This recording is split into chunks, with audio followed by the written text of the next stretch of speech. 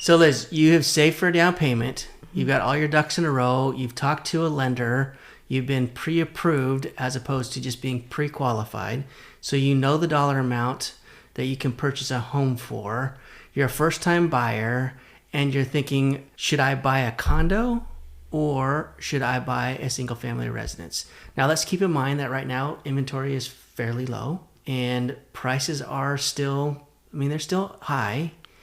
Interest rates, they've come down a little bit over the last month or so, but they're still on the higher side in most people's minds. So what are your thoughts on, and let's dive into like condo versus buying a single family residence.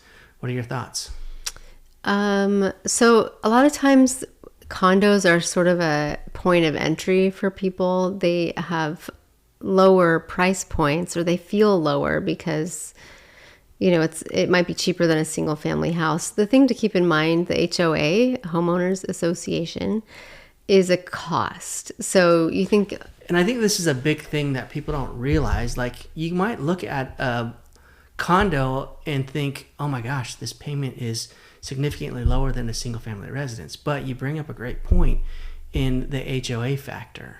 So tell us more about that and can that make a big difference? There's a couple of things to consider when it comes to condo. So let's just say you're approved you got your pre-approval back and you're approved at $600,000. Sweet. So then you go shopping and then you see all the houses that are $600,000 and you're like, dang it. But then you see a condo and you're like, wow, that condo is $600,000. It's very nice. Well, you probably aren't approved for your same priced condo because of the Homeowners Association. So typically we see these in California ranging from $300, I've seen them to $800 a month. That's it's like having another, like a car payment. It's another debt. So that has to be calculated into part of what your purchase price is. So a good thing to do is, one, talk to your loan officer if you're shopping in the condo range, just to have them. What we always do, actually, if we have somebody that's pre-approved in a like condo range, is we'll do a single family residence approval and a condo approval, because now we're taking into an account an estimate of a HOA. So let's just say the HOA is $400. Well, then maybe your approval is only for $500,000. So you do the $500,000 with a $400 HOA, and you're good there. Because really, what we are looking for on debt to income is the monthly payment. So we want if you can qualify for a $3,000 monthly payment. If you're buying a condo, then you're going to think about, okay, $2,500 of it is for my house, $500 is for the HOA. Great. That's awesome. Yeah, no, so this is good information. And I just want to say that, like, we've been doing this for a while now. We've helped probably at this point hundreds, if not thousands, of homeowners get into a new home or get into a loan at some point, some sort, for a house or a condo or something. And so, like, we can help them get pre-approved. We can help them, like, strategize on what is the best scenario for them. You're going to walk them through and talk to them about, the pros and cons of different things. So if you're wanting to get pre-approved for a loan and you want to know exactly how much you can afford for a house or for a condo, give us a call at 209-640-1710. And we'll put together a plan that will help you get your numbers right so you know exactly what you can afford. There'll be no guessing. You will know exactly what you can or can't afford. And so when you go in to shop, you will be crystal clear on your numbers. So I think that is, like, I harp on this a lot about being pre-approved, because I think there's a lot of people that go out and shop and they fall in love with these homes that are out of their price range. And then it's a letdown. Right. Yeah. Yeah. It's definitely a letdown, especially if you're looking at, like, $800,000 houses and all you can afford is a $600,000 house. And while those numbers sound big, which they are, the difference between an $800,000 house and a $600,000 house in the same area, same neighborhood, same city, it's significant. So I always, I think you're right. You need to know if you're really serious about buying a house, you need to know what your numbers are. People like to dream and window shop, and that maybe gets the juices flowing. But ultimately, if you really are like, okay, we're ready to buy a house, you really need to find out what your numbers are and then set your cap on your like Redfin app where you don't shop, you don't even look at houses higher than your budget, because it'll like it makes your budget suck. So it's very discouraging. Let's kind of get back to the condo versus single family for a second here. So when you're talking to people, like, what leads them to want to look at a condo versus a single family residence? What are the pros and cons of a condo over a single family residence, if there are any? I mean, I've got my opinions on a condo versus a single family residence, but like, why are people looking at condos versus a single family residence? What's your experience? I do think there are amenities with the condo that you probably aren't going to get in with a single family residence. Now, keep in mind, we live in a neighborhood that's only single family residences, and we have an HOA because we have amenities. There is a neighborhood pool. There is the tennis courts. There are activities and the landscaping and all of the things. So it doesn't mean just because you buy a single family residence, there's not an HOA. But a condo, there's always going to be an HOA because it's like a big building with apartments in it that you share. And so what one person starts a fire next door on accident, it's going to burn down your place because you're in the same building. A lot of times the condos will come with like a pool, a community pool. Maybe there's tennis or pickleball courts. Maybe there's a weight room, or exercise room. Right. Yeah. So, maybe a nice park. There's a community feel to it that might be a little different than in a neighborhood. I don't know, but sometimes people just like that. Like, there's no yard work. Like that can be important to some people, especially.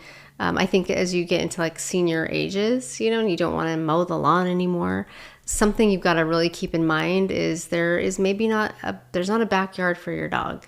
Like, you might have a little patio or a balcony or something like that, but can they have restrictions on what kind of pets you have? Yeah, for sure. Like how many pets you have, the size of the pet, the type of animal. Now, I think sometimes your homeowner's insurance may kind of restrict like the type of breed of the dog, but the association makes the rules. And so I would say like a con to me, and that I've come across this last year with condos, is there was this one association. The condo was beautiful. Actually, it was a really nice place in Lodi. And it was one level, which was great for who was moving into it, and it was just like really well done. The problem was, out of like 100 units, 75% of them were owned by the same person, and I want to say it was 90% of them were all rental properties. So like a huge amount of the units were like non-owner occupied, which means investors, which means they maybe don't care as much. Not that people don't care about their investments, but they don't live in it. They don't realize it needs to be painted, or that their tenant is being loud or whatever. But what it means like on a bigger scale is like that with the issue where the one owner owns 75 of the 100 units, that guy our gal is the boss of the whole association. They have all of the voting. So if everybody gets one vote and that corporation or individual has 75 votes and they want to vote the association to be the dues to be $1,000 a month, they have they hold all the cards. They have all the power. So then, maybe this is being really cynical of me, but also I think it's happened, especially in Florida. Actually, I know this has happened in Florida. That individual raises up the HOA dues. Nobody can afford it. So then you can't get your house foreclosed on, that unit foreclosed on if you're not paying the HOA. And then that investor goes in and swipes it up. So it's like a sneaky way to capture more of the buildings by ruining the affordability of it and forcing people into foreclosure. So I think that when you buy a condo, part of the process for the lender is a condo questionnaire. And that's one of the things they ask is how many of them are rental properties, how many of those renters are owned by the same person.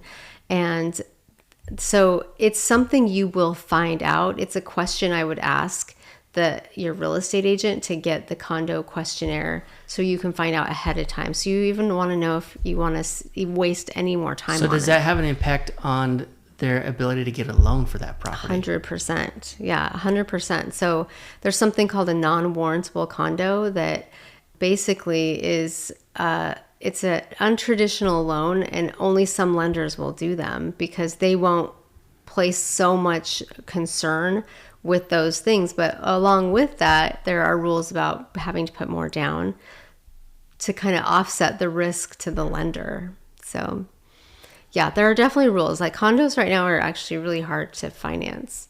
I think another thing to contemplate when you're thinking about getting a condo is, like you mentioned, the one was, it was a single story, but you also have shared walls. Mm-hmm. So, yeah. And then if you're on multiple levels, I mean, if you're either on the bottom level, if you're not on the bottom level or the top level, you're going to have people on all sides of you, on the right side, the left side, and up and down, right? So you also got to think about, like, are my neighbors going to be loud? Like, and you never know those things before you move in, but you can anticipate, like, it's like apartment living. So I feel like we're really discouraging condos, and I don't necessarily want to, but I think it's important to know. I think you just need to know and understand that, like, with a single family, like, listen, there are certainly still neighbors that are super loud. Oh, yeah. And can be throwing, big parties. We have some neighbors who I love and they're awesome, but their kids are crying and screaming all the time. Yeah. So you never know what your neighbors are going to be like, but they're kids and they're cute. And so, I mean, we were there once. You're not necessarily going to get away from a noise thing with a single family residence, but I think you do need to know going into a condo that you are going to have shared walls, and the likelihood of you hearing your neighbor is pretty substantial. Right. Yeah. Yeah, that's true. Yeah. It's important to consider. So other factors on condo versus single family. What if somebody is wanting to, like, utilize like an FHA loan or a VA loan going into single family versus condo? How does that work? Yeah. So a lot of times when we think of condos, we think of them being more accessible to affordability. And so a lot of times affordability means people who have maybe lower credit. And so like credit scores. And so those go into like an FHA loan. Well, condos have to be FHA approved condos in order to even be lendable by the FHA. So, and I will say that like 80% of the real estate agents are not double checking that. So then they make the offer. Oh my gosh, I got accepted. It's so exciting. And then we check the FHA and it's not accepted. So then we can't even do it. And what a lot of times the agents will say, and I don't mean, not all agents are like this, but I just think it's, if you're newer, you don't know everything. And sometimes this is how we learn, right? The neighbor has an FHA loan. Well, it doesn't matter because the FHA has to be renewed every year or two. So it doesn't matter that there are other people in the complex that have FHA. They couldn't refinance FHA if it's not FHA approved, and they have to renew it. Now, if it's a VA will, it's a lifetime exception, I get, acceptance. So if they've already got a VA loan, they can refinance. Yeah, or someone else with a VA loan could get into the complex with a VA loan. Okay. But that's not the case FHA. And if it's got a VA loan approval, it doesn't mean you have an FHA approval. So I think that that's just really important. So the condos they're a risk. You are in this shared living space with somebody. And so what people do 5, 6, 7 units down really will affect the entire structure. So it's a risk to the lenders. Now, I think that to me, the pro of the condo, one, it's the amenities, no yard work, and they're typically more affordable than most single family residences in the area that you're shopping. So whether it's Stockton to Marin, like we've done condos in Marin that were $800,000 condos, like, oh my gosh, that's so expensive. Well, not when the median house price is $3 million. Then that's a deal. It's like, and then in Stockton, there's like $170,000 condos, so it's kind of an entry purchase. You just have to be really careful about, your expectations around value. I have a client right now that he can't refinance because there's a law that changed in California with condos, and if there's deferred maintenance on them, he is stuck. Like he can only sell it if somebody will pay cash or do that non-warrantable condo, and he can't refinance out of his loan. So he's like, I'm gonna have to sell. I don't know how long that's gonna take, and he's maybe gonna even have to take a loss. So he's not happy. He's very disappointed in it. But so I think we were talking a little while back too. We've got another client that her unit that she's living in, they need to replace the roofs. Oh yeah, so what's the situation with that? Yeah, so the condo that she's in, the whole complex needs a new roof, and if you're in a house, you're going to need a new roof. Like at 100%. At some point in time, your house is going to need a new roof. Right. And they're expensive. Yeah, they are expensive. And the difference is, okay, if it's your house, you should get the roof replaced. But when it's a condo, they're going to make you replace the roof. And they are going to, basically for this woman, they're doing an assessment on her. So everybody, not just on her, but on everybody in the whole complex, like it's going to cost $6 million to replace the roof on all of these different condo units. And it's going to cost each homeowner $20,000, and they're going to make an assessment to each one. So the person has to pay. Now the senior has no extra money to pay for it. So it's just going to be a whole big thing. And she also has no say in who does it. Like when you own a single family house, that's true. You can at least shop it around to a number of different people and find the one that you feel the most comfortable with doing the work. Right. Whether that's the least expensive, the most expensive, or somewhere in the middle, you have the right to make that decision because it's your house. Mm-hmm. But on a condo, you're just stuck with whoever they decide. Yeah. And it could be the most expensive. Right. It could be the least expensive. And they're just doing a shoddy job at the project, and you have no control over that. Right. Or it's like the HOA manager's brother that's the roofer, that's again very cynical. I'm sounding very cynical today, but I just think it's important to think about. Yeah. You certainly have less control when you go into a condo versus a single family residence. Now, I will say we have only owned a single family residence. We're on our third house now. But we've always been in an HOA. So we also have restrictions on what we can and can't do. We can't, without approval, change the color of the paint on the exterior of our house. Right. We have to maintain our yard and keep it at a certain standard, that the homeowners association deems is responsible for us to keep the maintenance on the exterior if of our home. Fence is broken, then we get a letter in the mail. And we had a basketball hoop in our driveway, and we got a letter about that's not allowed. We got a letter because we had a tree that blew down in our backyard, and it knocked down part of the fence. We put part of the fence back up, but it made leaning fence. But it made the fence lean, and so we eventually got a letter in the which mail is fair. Saying, you need to fix your fence. The pro to the HOA is it makes people do stuff. So there is that, and it does.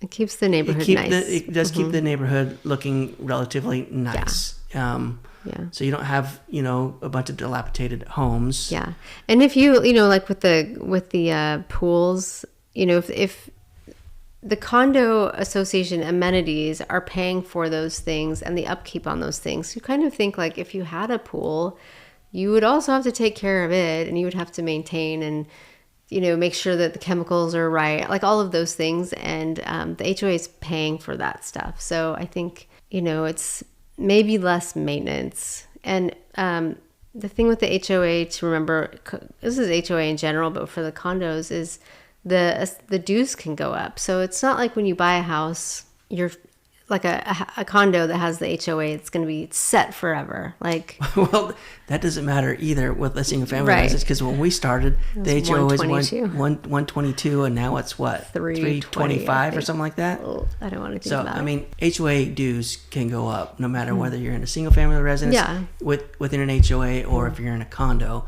In condos, you're going to be stuck with an HOA. And no I think matter it's what. actually kind of unusual for a single family residence for a neighborhood to have an HOA as big as ours. Like, there are other spots we live in Tracy. There's other spots in Tracy where the HOA is $120 a month.